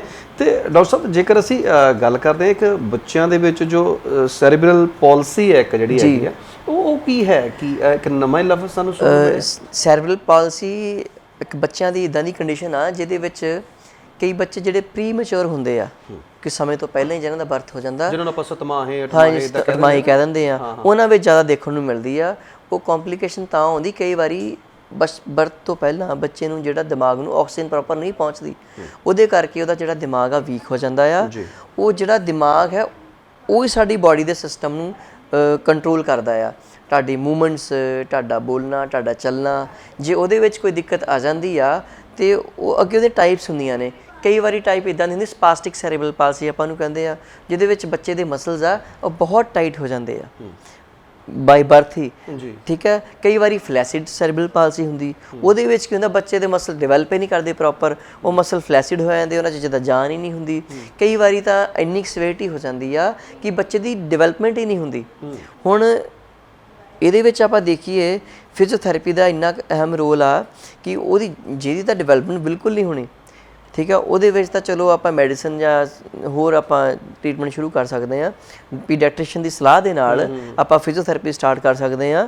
ਤੇ ਫਿਜ਼ੀਓਥੈਰੇਪੀ ਦੇ ਵਿੱਚ ਜਿਹੜੇ ਮਸਲ ਟਾਈਟ ਹੋ ਜਾਂਦੇ ਉਹਨਾਂ ਨੂੰ ਰਿਲੀਜ਼ ਕਰਨ ਵਾਸਤੇ ਸਾਡੀਆਂ ਅਲੱਗ-ਅਲੱਗ ਟੈਕਨੀਕਸ ਹੁੰਦੀਆਂ ਆ, ਜਿਹਦੇ ਨਾਲ ਅਸੀਂ ਜਿਹੜੇ ਜਾਮ ਹੋਏ ਅੰਗ ਉਹਨਾਂ ਨੂੰ ਖੋਲ੍ਹ ਸਕਦੇ ਹਾਂ ਤੇ ਬੱਚੇ ਨੂੰ ਹੌਲੀ-ਹੌਲੀ ਤੁਰਨਾ ਸਿਖਾਉਂਦੇ, ਖੜੇ ਹੋਣਾ ਸਿਖਾਉਂਦੇ। ਮਤਲਬ ਜਿੰਨੀ ਜਲਦੀ ਬੱਚੇ ਦਾ ਆਪਾਂ ਸੈਰੀਬਰਲ ਪਾਲਸੀ ਵਾਲੇ ਦਾ ਇਲਾਜ ਸ਼ੁਰੂ ਕਰ ਦਈਏ ਉਨੀ ਜਲਦੀ ਉਹਨੂੰ ਆਰਾਮ ਮਿਲ ਸਕਦਾ ਆ। ਬਾਕੀ ਡਿਪੈਂਡ ਕਰਦਾ ਉਹਦੀ ਸੀਵੀਅਰਿਟੀ ਤੇ ਕਿ ਉਹ ਕਿੰਨੇ ਟਾਈਮ 'ਚ ਠੀਕ ਹੋਣ ਵਾਲੀ ਆ। ਇਹਦੇ ਵਿੱਚ ਆਪਾਂ ਟਾਈਮ ਨਹੀਂ ਕੋਈ ਨਿਯੁਕਤ ਕਰ ਸਕਦੇ ਕਿ 5 ਮਹੀਨੇ ਜਾਂ 6 ਮਹੀਨੇ, ਹਰੇਕ ਦੀ ਆਪਦੀ ਰਿਕਵਰੀ ਹੁੰਦੀ ਆ ਤੇ ਐਕਸਟੈਂਡ ਜਿੰਨੀ ਤੁਹਾਨੂੰ ਪ੍ਰੋਬਲਮ ਉਹਦੇ ਹਿਸਾਬ ਨਾਲ ਇਲਾਜ ਕੀਤਾ ਜਾਂਦਾ ਜੀ। ਡਾਕਟਰ ਸਾਹਿਬ ਇੱਕ ਹੁਣ ਆਮ ਸਾਡੇ ਪਿੰਡਾਂ ਦੇ ਵਿੱਚ ਇੱਕ ਇਹ ਦੇਖਿਆ ਕਈਆਂ ਨੂੰ ਘਰਾਂ ਦੇ ਵਿੱਚ ਕਈ ਆਲੇ ਦੁਆਲੇ ਸਾਡੇ ਕਿਤੇ ਨਾ ਕਿਤੇ ਕੋਈ ਸਾਨੂੰ ਮਿਲ ਜਾਂਦਾ ਬਜ਼ੁਰਗ ਕਿ ਉਹਨੂੰ ਅਧਰੰਗ ਹੋ ਗਿਆ ਜੀ, ਲਕਵਾ ਮਾਰ ਗਿਆ ਜੀ, ਇੱਕ ਪਾਸਾ ਹੀ ਰਹਿ ਗਿਆ, ਤੁਰ ਫਿਰ ਹੀ ਨਹੀਂ ਸਕਦਾ ਬੰਦਾ ਜੀ। ਉਹ ਕਹਿੰਦੇ ਕਿ ਇਹਦਾ ਤਾਂ ਹੁਣ ਕੋਈ ਇਲਾਜ ਹੀ ਹੈ ਨਹੀਂਗਾ ਜੀ। ਕੀ ਅਧਰੰਗ ਜਾਂ ਲਕਵੇ ਦੇ ਵਿੱਚ ਇਹ ਫਿਜ਼ੀਓਥੈਰੇਪੀ ਕੋਈ ਰੋਲ ਅਦਾ ਕਰਦੀ ਹੈ? ਬੰਦਾ ਆਪਣੇ ਪੈਰਾਂ ਤੇ ਮੁੜ ਕੇ ਖੜ ਸਕਦਾ, ਤੁਰ ਫਿਰ ਸਕਦਾ? ਹਾਂਜੀ, ਫਿਜ਼ੀਓਥੈਰੇਪੀ ਦਾ ਅਧਰੰਗ ਦੇ ਵਿੱਚ ਬਹੁਤ ਅਹਿਮ ਰੋਲ ਆ। ਸਭ ਤੋਂ ਪਹਿਲਾਂ ਆਪਾਂ ਦੇਖੀਏ ਕਿ ਅਧਰੰਗ ਹੁੰਦਾ ਕਿਉਂ ਆ। ਅੱਜ ਕੱਲ੍ਹ ਦਾ ਜੋ ਟਾਈਮ ਜੋ ਪੇਸ਼ੈਂਟ ਦੇਖਣ ਨੂੰ ਮਿਲਦੇ ਆ, ਸਭ ਤੋਂ ਵੱਡਾ ਰੀਜ਼ਨ ਅਧਰੰਗ ਦਾ ਹੈਗਾ ਆ ਸਟ੍ਰੋਕ। ਸਟ੍ਰੋਕ ਦੇ ਵਿੱਚ ਕੀ ਹੁੰਦਾ ਆ ਕਿ ਜਿਹੜੇ ਤੁਹਾਡੇ ਦਿਮਾਗ ਨੂੰ ਬਲੱਡ ਸਪਲਾਈ ਆ ਉਹ ਕਿਤੇ ਨਾ ਕਿਤੇ ਇੰਟਰਪਟ ਹੋ ਗਈ ਆ ਕਿਸੇ ਵੀ ਰੀਜ਼ਨ ਕਰਕੇ, ਬੀਪੀ ਬਲੱਡ ਪ੍ਰੈਸ਼ਰ ਵਧਣ ਕਰਕੇ ਜਾਂ ਤੁਹਾਡੇ ਕੋਈ ਕਲੌਟ ਆ ਗਿਆ ਉਹਦੇ ਕਰਕੇ। ਹੁਣ ਡਿਪੈਂਡ ਕਰਦੇ ਤੇ ਸਿੰਪਟਮਸ ਕਿ ਕਲੌਟ ਕਿੱਥੇ ਆਇਆ ਆ। ਹੁਣ ਇਹ ਵੀ ਡਿਪੈਂਡ ਕਰਦਾ ਉਹਦੇ ਐਕਸਟੈਂਟ ਕਿੰਨੇ ਆ ਕਿ ਕਿੰਨੇ ਕੁ ਲੈਵਲ ਤੇ ਉਹਦੇ ਜਾਂ ਬਲੀਡਿੰਗ ਹੋਈ ਇੰਟਰਨਲ ਕਿ ਸਿਰਫ ਕਲੌਟ ਆ। ਜਿਹਦੇ ਦਾ ਸਿਰਫ ਕਲੌਟ ਹੁੰਦਾ ਆ ਜਾਂ ਛੋਟਾ ਕਲੌਟ ਆ ਉਹਦੀ ਰਿਕਵਰੀ ਜਲਦੀ ਹੁੰਦੀ ਆ, ਤੇ ਜਿਹਦੀ ਬਲੀਡਿੰਗ ਹੋ ਜਾਂਦੀ ਉਸ ਪੇਸ਼ੈਂਟ ਦੀ ਰਿਕਵਰੀ ਟਾਈਮ ਦੇ ਨਾਲ ਹੁੰਦੀ ਆ। ਸਟ੍ਰੋਕ ਦੇ ਵਿੱਚ ਜਾਂ ਅਧਰੰਗ ਦੇ ਵਿੱਚ ਫਿਜ਼ੀਓਥੈਰੇਪੀ ਉਨੀ ਹੀ ਜ਼ਰੂਰੀ ਜਿੰਨੀ ਜ਼ਰੂਰੀ ਮੈਡੀਸਨ ਆ। ਮੈਡੀਸਨ ਨੇ ਤੁਹਾਡੇ ਇੰਟਰਨਲ ਆਰਗਨ ਨੂੰ ਠੀਕ ਕਰਨਾ ਆ। ਹੁਣ ਉਹਦੇ ਕਰਕੇ ਜਿਹੜਾ ਅਸਰ ਪਿਆ ਬਾਹਰ, ਉਹਦੇ ਹਿਸਾਬ ਦੇ ਨਾਲ ਫਿਜ਼ੀਓਥੈਰੇਪੀ ਦਾ ਇਲਾਜ ਕੀਤਾ ਜਾਂਦਾ ਆ। ਹੁਣ ਇਹਦੀਆਂ ਸਟੇਜਸ ਹੁੰਦੀਆਂ ਨੇ। ਇਹਦੇ ਸਟੇਜਸ ਕੀ ਹੁੰਦੀਆਂ? ਸਭ ਤੋਂ ਪਹਿਲੀ ਸਟੇਜ ਦੇ ਵਿੱਚ ਜਦੋਂ ਅਧਰੰਗ ਹੋ ਗਿਆ ਪੇਸ਼ੈਂਟ ਨੂੰ, ਉਹਦੇ ਮਸਲ ਬਿਲਕੁਲ ਫਲੈਸਿਡ ਹੋ ਜਾਂਦੇ ਆ, ਮਤਲਬ ਉਹਨਾਂ 'ਚ ਜਾਨ ਹੀ ਨਹੀਂ ਹੁੰਦੀ।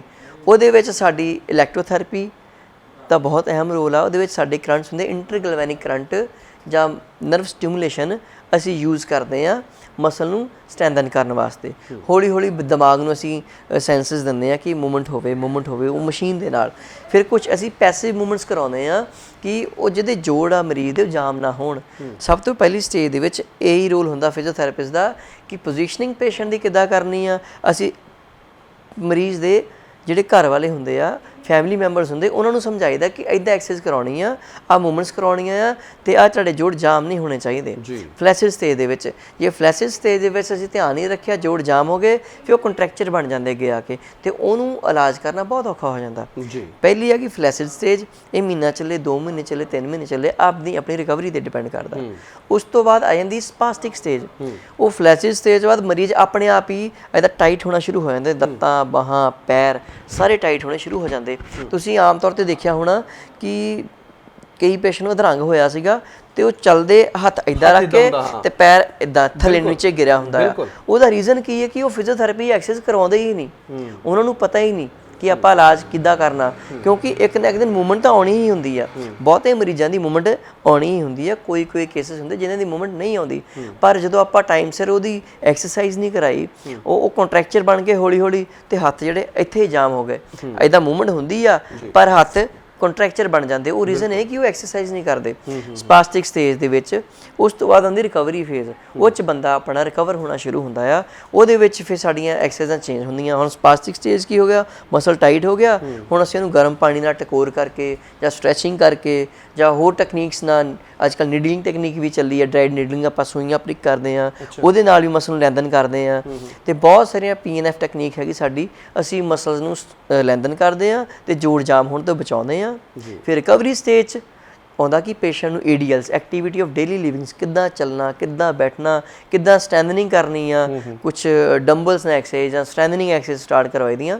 ਫਿਰ ਪੇਸ਼ੈਂਟ ਕਾਫੀ ਆਪਣੀ ਜਿਹੜੀਆਂ ਐਕਟੀਵਿਟੀਜ਼ ਨਾਰਮਲ ਜ਼ਿੰਦਗੀ ਦੀਆਂ ਕਰ ਸਕਦਾ ਹੈ। ਜੀ ਡਾਕਟਰ ਸਾਹਿਬ, ਜਿਵੇਂ ਤੁਸੀਂ ਬਹੁਤ ਸਾਰੀਆਂ ਟੈਕਨੀਕਸ ਦੱਸਦੇ ਹੋ ਫਿਜ਼ੀਓਥੈਰੇਪੀ ਦੀਆਂ, ਜਿਹਦੇ ਵਿੱਚ ਅੱਜ ਕੱਲ੍ਹ ਮਸ਼ੀਨਾਂ ਵੀ ਆ ਗਈਆਂ ਜੀ। ਤੁਸੀਂ ਜਿਵੇਂ ਲੇਜ਼ਰ ਦਾ ਵੀ ਦੱਸਦੇ ਹੋ, ਹੋਰ ਵੀ ਇਲੈਕਟ੍ਰਿਕ ਜੋ ਮਸ਼ੀਨਾਂ ਤੁਹਾਡੀਆਂ ਉਹ ਵੀ ਆ ਗਈਆਂ। ਜਿਹੜੀਆਂ ਇਹ ਚੀਜ਼ਾਂ ਜਾਂ ਲੇਜ਼ਰ ਟੈਕਨੀਕ ਹੈ ਜਾਂ ਇਹ ਚੀਜ਼ਾਂ, ਇਹਨਾਂ ਦਾ ਕੋਈ ਸਾਈਡ ਇਫੈਕਟ ਵੀ ਹੁੰਦਾ ਹੈ? ਫਿਜ਼ੀਓਥੈਰੇਪੀ ਇੱਕ ਅਜਿਹੋ ਜਿਹੀ ਫੀਲਡ ਆ ਕਿ ਜਿਹਦਾ ਕੋਈ ਸਾਈਡ ਇਫੈਕਟ ਨਹੀਂ ਹੈ। ਦਵਾਈਆਂ ਦੇ ਸਾਈਡ ਇਫੈਕਟ ਤੋਂ ਬਚਣ ਵਾਸਤੇ ਹੀ ਫਿਜ਼ੀਓਥੈਰੇਪੀ ਨੇ ਇਜਾਦ ਕੀਤੀ ਗਈ ਆ ਕਿ ਆਪਾਂ ਦਵਾਈਆਂ ਦੇ ਸਾਈਡ ਇਫੈਕਟ ਤੋਂ ਬਚ ਸਕੀਏ ਤੇ ਕੁਦਰਤੀ ਤਰੀਕੇ ਦੇ ਨਾਲ ਆਪਾਂ ਇਲਾਜ ਕਰ ਸਕੀਏ। ਇੱਕ ਕਿਸਮ ਦਾ ਕੁਦਰਤੀ ਟ੍ਰੀਟਮੈਂਟ ਹੀ ਆ। ਹਾਂ, ਬਟ ਜਿਹੜੀ ਡੋਜ਼ ਹੁੰਦੀ ਆ, ਲੇਜ਼ਰ ਦੀ ਡੋਜ਼ ਹੋ ਗਈ, ਅਲਟਰਾਸਾਊਂਡ ਦੀ ਡੋਜ਼ ਹੋ ਗਈ, ਇਹ ਇੱਕ ਕੁਆਲੀਫਾਈਡ ਫਿਜ਼ੀਓਥੈਰੇਪਿਸਟ ਹੀ ਨਿਯੁਕਤ ਕਰ ਸਕਦਾ ਕਿ ਕਿੰਨੀ ਡੋਜ਼ ਦੇਣੀ ਆ। ਹਾਂ, ਜੇ ਆਪਾਂ ਨੀਮ ਹਕੀਮ ਤੋਂ ਜਾਵਾਂਗੇ ਤੇ ਡੋਜ਼ ਦਾ ਉਹਨਾਂ ਨੂੰ ਪਤਾ ਨਹੀਂ, ਉਹ ਐਕਸੈਸ ਇਜ਼ ਜਿਹੜੀ ਕਿਸੇ ਚੀਜ਼ ਦੀ ਉਹ ਬੁਰੀ ਹੀ ਹੁੰਦੀ ਹੈ। ਜੇ ਆਪਾਂ ਲੋੜ ਤੋਂ ਵੱਧ ਟ੍ਰੀਟਮੈਂਟ ਦੇਵਾਂਗੇ, ਉਹ ਕਿਤੇ ਨਾ ਕਿਤੇ ਜਾ ਕੇ ਹਾਰਮ ਤਾਂ ਕੋਈ ਸਰੀਰ ਨੂੰ ਕਰ ਸਕਦੀ ਆ। ਪਰ ਬਹੁਤੇ ਕੇਸਿਸ ਦੇ ਵਿੱਚ ਫਿਜ਼ੀਓਥੈਰੇਪੀ ਦਾ ਕੋਈ ਨੁਕਸਾਨ ਨਹੀਂ ਹੈ। ਕੁਛ ਮੋਡੈਲਿਟੀਜ਼ ਹੈਗੀਆਂ ਮਸ਼ੀਨਾਂ ਇੱਦਾਂ ਦੀਆਂ ਜਿਹੜੀਆਂ ਸਾਨੂੰ ਬਹੁਤ ਸੰਭਾਲ ਕੇ ਚਲਾਉਣੀਆਂ ਪੈਂਦੀਆਂ ਨੇ, ਤੇ ਇਸ ਕਰਕੇ ਸਾਨੂੰ ਆਪਣੇ ਇਲਾਜ ਵਾਸਤੇ ਕਿਸੇ ਕੁਆਲੀਫਾਈਡ ਫਿਜ਼ੀਓਥੈਰੇਪਿਸਟ ਕੋਲ ਹੀ ਜਾਣਾ ਚਾਹੀਦਾ ਆ ਕਿ ਜਿਹੜਾ ਉਹ ਮਸ਼ੀਨਾਂ ਨੂੰ ਅੱਛੇ ਤਰੀਕੇ ਨਾਲ ਜਿਹਨੂੰ ਚਲਾਉਣੀਆਂ ਆਉਂਦੀਆਂ ਹੋਣ, ਜਿਹਨੇ ਉਹਨਾਂ ਉੱਤੇ ਸਟੱਡੀ ਕੀਤੀ ਹੋਵੇ, ਰਿਸਰਚ ਕੀਤੀ ਹੋਵੇ। ਜੀ ਡਾਕਟਰ ਸਾਹਿਬ, ਜਾਂਦੇ ਜਾਂਦੇ ਸਾਨੂੰ ਇਹ ਦੱਸ ਦਿਓ ਕਿ ਆਮ ਬੰਦਾ ਤੰਦਰੁਸਤ ਵੀ ਹੋਵੇ ਭਾਵੇਂ, ਆਮ ਸਾਡੀ ਜ਼ਿੰਦਗੀ ਦੇ ਵਿੱਚ ਕਿ ਸਾਨੂੰ ਕਿਤੇ ਕੋਈ ਦੁੱਖ ਤਕਲੀਫ ਨਾ ਆਵੇ, ਕਿ ਅਸੀਂ ਤੰਦਰੁਸਤ ਰਹੀਏ, ਕਿ ਕਿਹੜੀਆਂ ਐਕਸਰਸਾਈਜ਼ ਹੈਗੀਆਂ ਜਾਂ ਐਕਸਰਸਾਈਜ਼ ਦੀ ਸਾਡੀ ਜ਼ਿੰਦਗੀ ਦੇ ਵਿੱਚ ਕੀ ਮਹੱਤਵ ਆ? ਐਕਸਰਸਾਈਜ਼ ਦਾ ਸਾਡੀ ਜ਼ਿੰਦਗੀ 'ਚ ਫਿਟ ਰਹਿਣ ਲਈ ਬਹੁਤ ਵੱਡਾ ਰੋਲ ਆ। ਅੱਜ ਕੱਲ੍ਹ ਜਿੰਨੇ ਵੀ ਸੈਡੈਂਟਰੀ ਲਾਈਫ ਸਟਾਈਲਸ ਹੈ, ਜਿੱਦਾਂ ਆਪਾਂ ਬੈਠਣ ਦੀ ਜੋਬ ਆ, ਡਾਕਟਰ ਦੀ ਜੋਬ ਹੋ ਗਈ, ਆਫਿਸ ਜੋਬ ਹੋ ਗਈ, ਉਹਨਾਂ ਦੀਆਂ ਮਸਲਸ ਦੀਆਂ ਜਾਂ ਬੋਨਸ ਦੀਆਂ ਵਾਰੀਆਂ ਮੂਵਮੈਂਟਸ ਨਹੀਂ ਹੁੰਦੀਆਂ, ਅਤੇ ਉਹ ਕਿਤੇ ਨਾ ਕਿਤੇ ਜਾ ਕੇ ਤੁਹਾਡਾ ਖਰਾਬ ਪੋਸਚਰ ਬਣਾਉਂਦੀਆਂ ਨੇ ਜਾਂ ਤੁਹਾਡੇ ਕਈ ਵਾਰੀ ਪੇਨਸ ਦਾ ਕਾਰਨ ਬਣ ਜਾਂਦੀਆਂ ਨੇ, ਬੈਕ ਪੇਨ, ਸਰਵਾਈਕਲ ਪੇਨ। ਅਤੇ ਉਹਨਾਂ ਤੋਂ ਬਚਣ ਵਾਸਤੇ ਸਾਨੂੰ ਐਕਸਰਸਾਈਜ਼ ਆਪਣੀ ਜ਼ਿੰਦਗੀ ਦਾ ਪਾਰਟ ਬਣਾਉਣਾ ਚਾਹੀਦਾ ਆ। ਚਾਹੇ ਉਹ ਬੱਚਾ ਆ, ਚਾਹੇ ਉਹ ਬਜ਼ੁਰਗ ਆ, ਆਪਣੇ ਆਪ ਨੂੰ ਰੋਜ਼ ਘੱਟੋ ਘੱਟ 40 ਤੋਂ 45 ਮਿੰਟ ਜ਼ਰੂਰ ਦੇਣੇ ਚਾਹੀਦੇ ਆ। ਚਾਹੇ ਸਵੇਰ ਨੂੰ ਦਿਓ, ਚਾਹੇ ਸ਼ਾਮ ਨੂੰ ਦਿਓ। ਜੀ, ਮੋਸਟਲੀ ਆਪਾਂ ਕਹਿੰਦੇ ਕਿ ਜਦੋਂ ਵੀ ਤੁਹਾਡੇ ਕੋਲ ਟਾਈਮ ਮਿਲਦਾ ਆ, ਬਾਡੀ ਦੀ ਮੂਵਮੈਂਟ ਜ਼ਰੂਰ ਕਰੋ। ਮੈਂ ਤਾਂ ਇਹ ਕਹੂੰਗਾ ਕਿ ਸਵੇਰੇ ਉੱਠ ਕੇ ਨਾ, ਜਿਹੜੇ ਆਪਣੇ ਬਜ਼ੁਰਗ ਨੇ ਸਪੈਸ਼ਲੀ, ਆਪਣੇ ਸਵੇਰੇ ਉੱਠ ਕੇ ਆਪਣੇ ਬਾਡੀ ਦੇ ਹਰੇਕ ਅੰਗ ਨੂੰ ਹਿਲਾਉਣ, ਨੈਕ ਤੋਂ ਲੈ ਕੇ ਸ਼ੋਲਡਰ, ਨੀ, ਹਿਪ, ਐਂਕਲ, ਪੈਰ, ਹਰੇਕ ਦੀ ਮੂਵਮੈਂਟ ਕਰੋ ਕਿ ਸਾਡੇ ਸਾਰੇ ਜੋੜ ਕਾਇਮ ਨੇ। ਜੇ ਤੁਹਾਨੂੰ ਲੱਗਦਾ ਕਿ ਉਹਨਾਂ ਵਿੱਚ ਕੋਈ ਦਿੱਕਤ ਪਰੇਸ਼ਾਨੀ ਆ, ਆਪਾਂ ਜਲਦੀ ਤੋਂ ਜਲਦੀ ਇਸ ਪ੍ਰੋਬਲਮ ਫੜੀਏ ਤੇ ਆਪਣੇ ਫਿਜ਼ੀਓਥੈਰੇਪਿਸਟ ਨਾਲ ਕੰਸਲਟ ਕਰੀਏ ਤੇ ਐਕਸਰਸਾਈਜ਼ ਨੂੰ ਆਪਣੀ ਲਾਈਫ ਦਾ ਪਾਰਟ ਬਣਾਈਏ, ਜਿਹੜਾ ਕਿ ਤੁਹਾਨੂੰ ਫਿਜ਼ੀਕਲੀ ਤੇ ਮੈਂਟਲੀ ਦੋਨੇ ਫਿਟ ਰੱਖਦਾ ਆ। ਚਾਹੇ ਬੱਚੇ ਹੋਣ, ਚਾਹੇ ਜਵਾਨ ਹੋਣ, ਚਾਹੇ ਬਜ਼ੁਰਗ ਹੋਣ, ਐਕਸਰਸਾਈਜ਼ ਹਰੇਕ ਲਈ ਹੀ ਬਹੁਤ ਜ਼ਰੂਰੀ ਹੈ ਜੀ। ਬਿਲਕੁਲ ਜੀ ਡਾਕਟਰ ਸਾਹਿਬ, ਆ ਬੜੀਆਂ ਕੰਮ ਦੀਆਂ ਗੱਲਾਂ ਤੁਸੀਂ ਸਾਨੂੰ ਦੱਸੀਆਂ। ਚੰਗਾ ਲੱਗਾ ਤੁਹਾਡੇ ਨਾਲ ਗੱਲਾਂ ਬਾਤਾਂ ਕਰਕੇ। ਸਾਡੇ ਦਰਸ਼ਕਾਂ ਨੂੰ ਵੀ ਬਹੁਤ ਸਾਰੀਆਂ ਗੱਲਾਂ ਸੁਣ ਕੇ ਉਹਨਾਂ ਦੇ ਵੀ ਕੰਨ ਖੜੇ ਹੋਏ ਹੋਣਗੇ ਵੀ ਗਾਂ ਨੂੰ ਜੇਕਰ ਕਿਤੇ ਵੀ ਕੋਈ ਸਮੱਸਿਆ ਆਉਂਦੀ ਆ ਤੇ ਆਪਣੇ ਕਾਬਲ ਫਿਜ਼ੀਓਥੈਰੇਪਿਸਟ ਦੇ ਨਾਲ ਸੰਪਰਕ ਜ਼ਰੂਰ ਕਰਿਓ, ਕਿਉਂਕਿ ਇਹ ਚੀਜ਼ਾਂ ਜਿਹੜੀਆਂ ਜ਼ਿੰਦਗੀ ਦੇ ਵਿੱਚ ਅਸੀਂ ਬਹੁਤੀਆਂ ਅਣਗੌਲ ਕਰਕੇ ਤੇ ਅਸੀਂ ਨੁਕਸਾਨ ਉਠਾਉਂਦੇ ਆ। ਅੱਜ ਦੀ ਗੱਲਬਾਤ ਵਿੱਚੋਂ ਬਹੁਤ ਸਾਰੇ ਸਾਡੇ ਦਰਸ਼ਕ ਲਾਹਾ ਲੈਣਗੇ ਜੀ। ਤੁਸੀਂ ਇਹ ਸਮਾਂ ਕੱਢਿਆ ਸਾਡੇ ਲਈ, ਤੁਹਾਡਾ ਬਹੁਤ ਬਹੁਤ ਧੰਨਵਾਦ ਜੀ। ਸ਼ੁਕਰੀਆ ਜੀ। ਔਰ ਇਹ ਸਨ ਡਾਕਟਰ ਰਜਿੰਦਰਪਾਲ ਸਿੰਘ, ਫਿਜ਼ੀਓਥੈਰੇਪੀ ਦੇ ਮਾਹਰ ਨੇ। ਬਹੁਤ ਸਾਰੀਆਂ ਸਾਨੂੰ ਇਹਨਾਂ ਨੇ ਉਹ ਗੱਲਾਂ ਦੱਸੀਆਂ ਕਿ ਜਿਨ੍ਹਾਂ ਦਾ ਨਾ ਸਾਨੂੰ ਪਤਾ ਸੀ ਤੇ ਹੋ ਸਕਦਾ ਤੁਹਾਨੂੰ ਵੀ ਨਾ ਪਤਾ ਹੋਵੇ। ਤੇ ਜੇਕਰ ਸਾਨੂੰ ਕਦੇ ਵੀ ਜ਼ਿੰਦਗੀ ਦੇ ਵਿੱਚ ਕੋਈ ਸਮੱਸਿਆ ਆਉਂਦੀ ਹੈ ਤਾਂ ਉਸ ਸਮੱਸਿਆ ਨੂੰ ਜੜ ਤੋਂ ਫੜ ਲੈਣਾ ਹੀ ਆਉਣ ਵਾਲੀ ਸਮੱਸਿਆ ਨੂੰ ਨੱਪ ਲੈਣਾ ਹੁੰਦਾ।